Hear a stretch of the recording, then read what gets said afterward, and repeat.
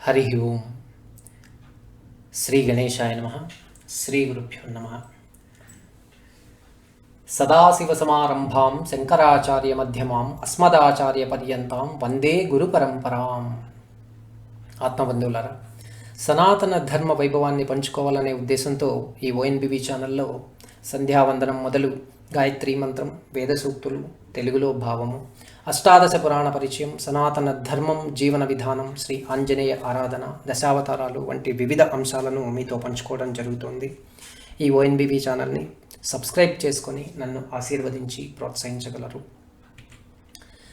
శ్రీ మహావిష్ణువు యొక్క దశావతారాలు మత్స్యావతారము, కూర్మావతారము, వరాహావతారము, నరసింహావతారము, వామనావతారము, పరశురామావతారము, రామావతారము, కృష్ణావతారము, బలరామావతారము మరియు కల్కి అవతారాలు.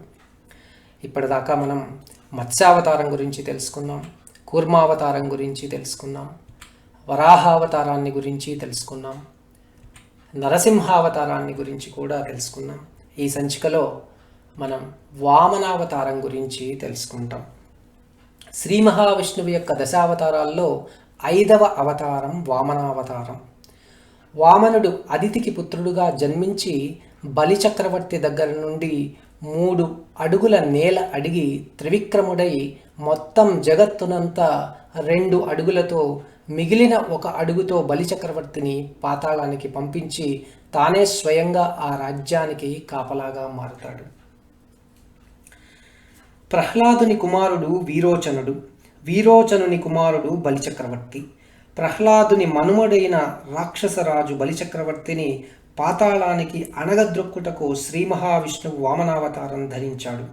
రాక్షస గురువైన శుక్రాచార్యుని సహాయంతో బలిచక్రవర్తి అనేక యజ్ఞాలు చేసి గొప్ప ఆయుధాలు సంపాదించి స్వర్గలోకముపై దండెత్తి ఇంద్రుణ్ణి ఓడించి ఇంద్ర పదవితో పాటు సర్వస్వాన్ని వశపరుచుకున్నాడు. ఒకనాడు బలిచక్రవర్తి శుక్రాచార్యుని ఆధ్వర్యంలో గొప్ప యజ్ఞము చేయసాగాడు. ఆ సమయంలో వామనుడు బాలవటువుగా యజ్ఞశాలయందు ప్రవేశించాడు.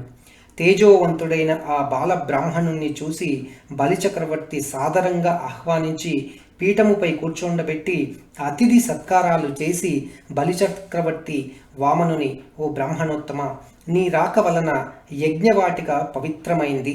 నీకు దానమిచ్చిన నా జన్మము ధన్యమగును. నీవు ఏమి కోరికలను నేనిచ్చదను.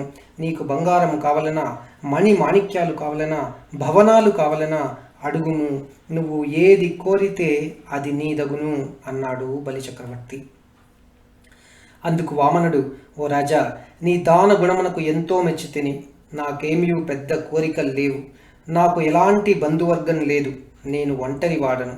నువ్వు అడగమన్నావు కాబట్టి ఒక చిన్న కోరిక కోరుతున్నాను. నాకు 3 అడుగుల స్థలము చాలు, అది ఇమ్ము అనెను.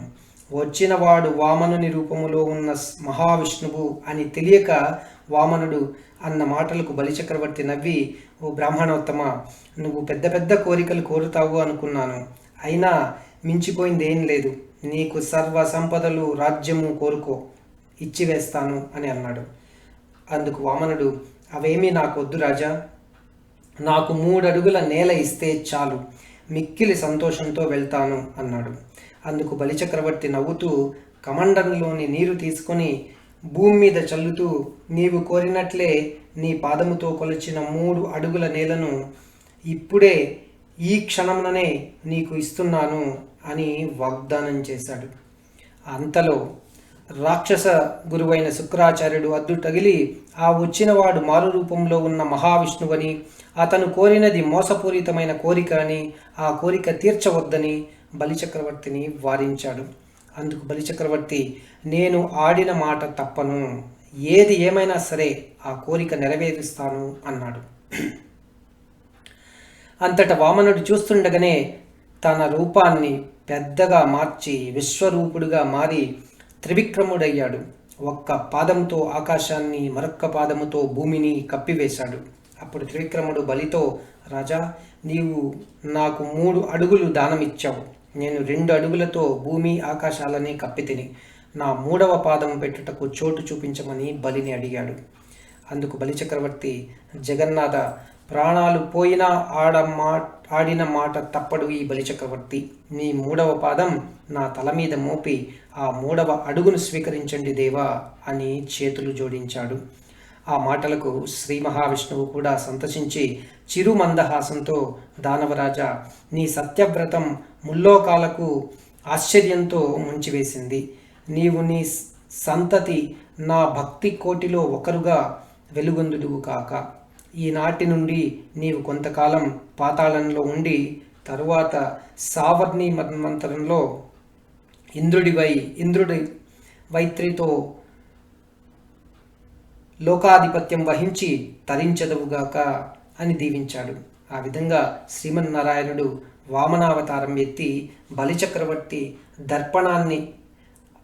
దర్పణాన్ని అణిచి అతనిని పాతాళానికి పంపి మరలా దేవతలకు తిరిగి త్రిలోకాధిపత్యం కట్టబెట్టాడు.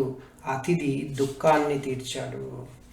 శాంతాకారం భుజగశయనం పద్మనాభం సురేశం విశ్వాధారం గగనసదృశం మేఘవర్ణం శుభాంగం లక్ష్మీకాంతం కమలనయనం యోగి హృద్యానగమ్యం వందే విష్ణుం భవభయహరం సర్వలోకైకనాథం. హరి ఓం తత్సత్.